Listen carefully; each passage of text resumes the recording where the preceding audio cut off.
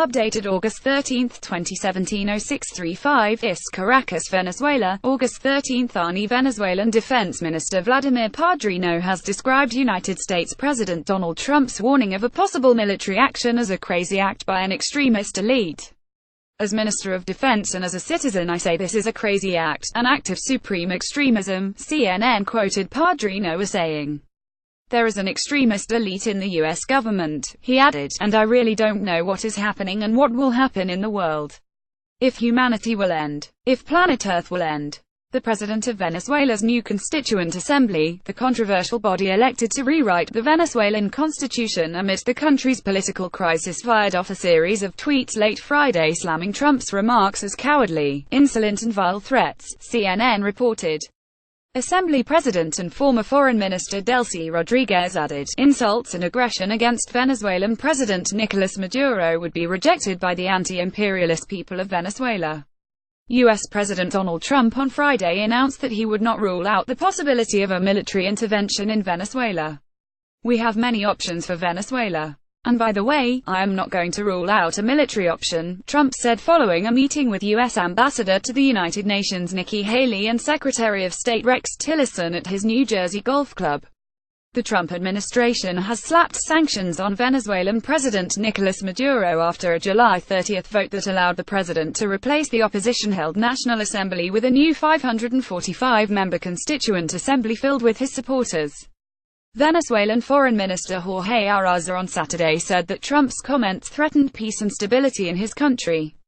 The daring threats of President Donald Trump intend to drag Latin America and the Caribbean into a conflict that would permanently alter the stability, peace and security of our region, Arraza said at a press conference. This is our neighbor, he added. You know, we are all over the world and we have troops all over the world in places that are very, very far away. Venezuela is not very far away and the people are suffering, and they are dying. We have many options for Venezuela, including a possible military option if necessary, Pentagon spokesman Eric Pahon said.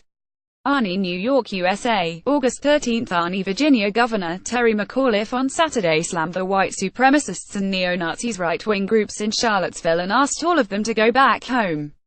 Full story greater than Nairobi, Kenya, August 13 Arni. The Kenya National Commission on Human Rights confirmed on Saturday that 24 people, including 17 in Nairobi, were killed in the post-election violence since Tuesday that erupted after the re-election of President Uhuru Kenyatta.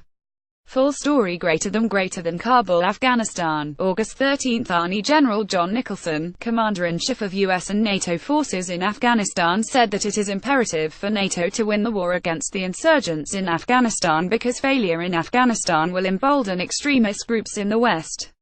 Full story greater than New York, US, August 13 Army. A Virginia State Police helicopter has crashed near the venue of a violent white supremacist rally in Charlottesville on Saturday, killing 2 people on board. Full story greater than New York, US, August 13 Army. United States President Donald Trump will sign an executive memorandum on Monday authorizing the US Trade Representative to determine whether to investigate China's intellectual property and trade or not. Full story greater than New York, USA, August 13 Army. United States President Donald Trump has condemned the hatred on many sides in response to the violent white nationalist protests in Charlottesville, Virginia, saying that the hatred and division in the America must stop as we are all Americans first. Full story greater than New York, USA, August 13 and Virginia's Governor Terry McAuliffe has declared an emergency after rally turned violent, killing 1 person and injuring 19 when a vehicle rammed into a group of protesters marching against white supremacist demonstrators in Charlottesville, Virginia on Saturday. Full story greater than Quetta, Pakistan, August 13 Army. At least 15 people lost their lives and 25 others were injured in a powerful blast targeting a military vehicle in a high-security zone near Quetta's Piston stop on Saturday night. Full story greater than Berlin, Germany, August 12 Army. The chairman of the Human Rights Commission of Balochistan (hrcb), Taj Baloch, has blamed the Pakistan army for carrying out genocide in Balochistan. Full story greater than Chengdu, China. August 12.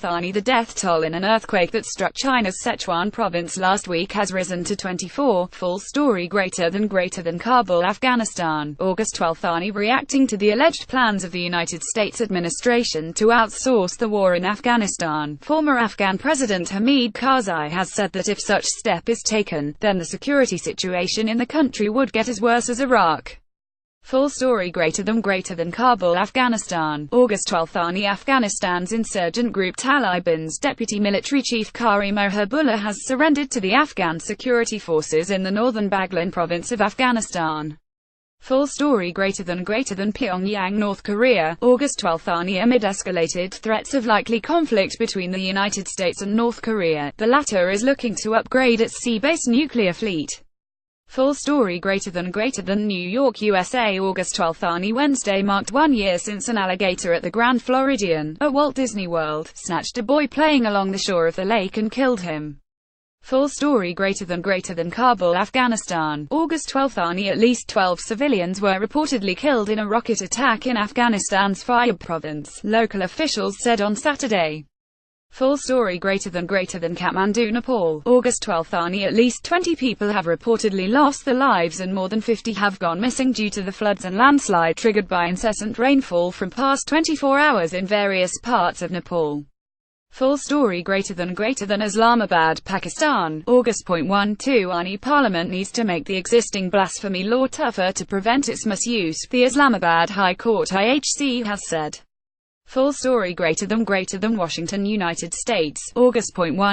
United States Senator John McCain has threatened to impose graduated diplomatic, military, and economic costs on Pakistan if Islamabad continues to provide the alleged support and sanctuary to terrorists and insurgent groups, including the Taliban and the Haqqani network.